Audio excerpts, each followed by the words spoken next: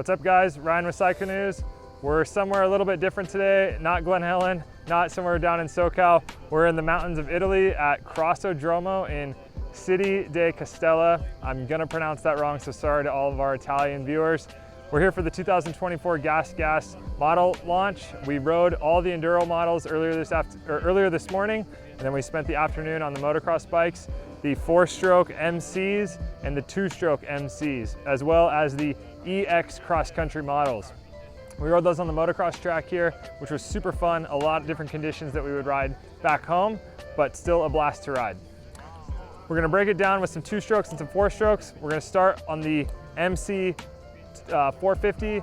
That bike is all new for 2024. This is the first real change that the GasGas brand has seen since it's been under the KTM group umbrella.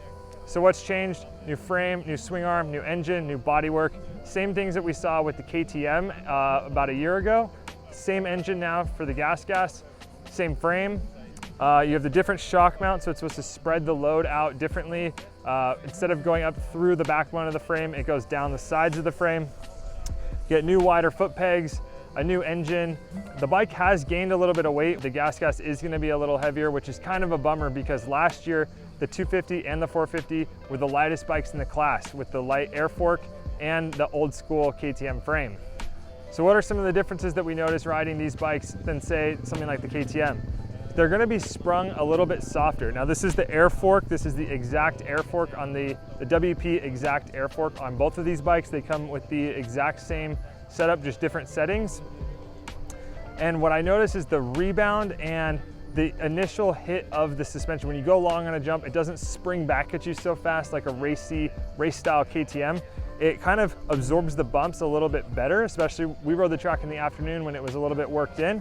And if you go long on a jump, I feel like this bike can absorb the big hits longer. It probably goes into the stroke a little bit deeper, but it doesn't spring back at you or be super harsh that you would expect on a race style bike. Now you can obviously still race this bike, but the GasGas brand is a little bit more fun. Now looking at these bikes, the bodywork I honestly was not a fan of when the first factory edition, the Troy Lee GasGas factory edition came out. I thought it looked a little funky, but after riding it, it's really not that big a deal. It's really narrow up front. The seat is kind of rounder than squared off and a little bit round, a little bit different than it has been and a little bit more round than the KTM, I'd say. But what I really like about the plastic is I really want to just throw some grip tape down the rear sides of it. There's so much area for your boots to grab onto and for you to really squeeze the bike, ride with your legs like how you're supposed to, and practice some good technique. A few differences between this bike and say the KTM, you're gonna get the aluminum neck and handlebars, you're gonna get cast triple clamps. The new ones do look really good. They have this machined look to them. You get silver wheels. You're not gonna get the map switch with traction control and quick shift, although this bike does have those capabilities. You will have to buy the additional map switch when you get the bike. Also, another big difference is these bikes have Brake Tech brakes, not the Brembos that you'll find on the KTM and the Husqvarna.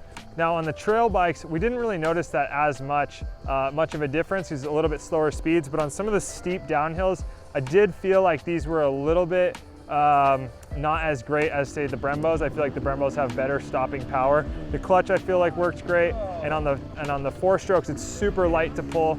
The 2-strokes really light to pull. You get the hydraulic clutch on both of these, all the models. So big fan of those, but a few things that you're gonna sacrifice maybe on the GasGas than you would on the other bikes, but you do get these bikes for about $600 to $800, almost $1,000 less than some of the KTM or the Husqvarna. On the 2-strokes, big for this year, you get the TBI throttle body injection. No more TPI and no more carburetor. I personally really like the way these feel. They're a little bit less aggressive, I'd say. They're not as exciting to ride as a carburetor bike, but what you sacrifice in maybe that initial hit of the carburetor bikes, you get in just the simplicity of the TBI. You just mix gas, it adjusts to any elevation. It's fuel injection for a 2-stroke. You can't go wrong. Plus, the electric start on these bikes is always going to be cool on a 2-stroke. Again, to save some cost on the GasGas, you're not going to get the map switch that you see on the KTM SX, and the MC 2-stroke models only come in a 125 and a 250 model. No 150 and no 300. The 300 is only going to be offered in the KTM model. All these bikes have the finger adjusters on the suspension. Really nice to have when you want to make quick changes on the track. You don't have to ride around with a screwdriver, and you can really help find that good setting without any tools and just on the fly. Overall, these bikes are a blast to ride. All of them, the EX models with the 18-inch rear wheel and the 6-speed gearbox. It's really fun for the enduro riding and the cross-country style riding. Those are going to be US models. They're not really available in other parts of the world because our cross-country scene is so strong. They're heavily based on the MC models like these bikes. They're more of the motocross model. Think of them as the XC line for KTM. They're gonna have the EX line for GasGas. Earlier, we rode the EC models. Those are the enduro, enduro models. And then the EX are gonna be the cross-country models. Super fun to have that 18-inch rear wheel, the kickstand. It honestly works really good on the motocross track. We see a lot of guys riding that in the GNCC and the NGPC, West Coast Grand Prix. Those are really fun because they have the 18-inch rear wheel to eat up those bumps, and the softer settings to really absorb the track as it gets later in the day, and the rougher conditions that you might find in an off-road race or an off-road riding setting.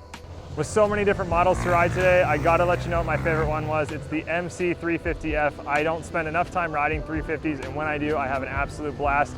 It's got some of the grunt of a 450, and it's got that high revving, fun, light feeling of a 350. That's the bike I ended up spending the most amount of time on today and had the most fun on. 250 is obviously awesome. 450 is obviously really great too for the conditions that you need, but on a hard packed, slick track like this, I want something that I can have fun on and really control, but also have a little bit of extra power when I need it. So that's gotta be my favorite bike of the day.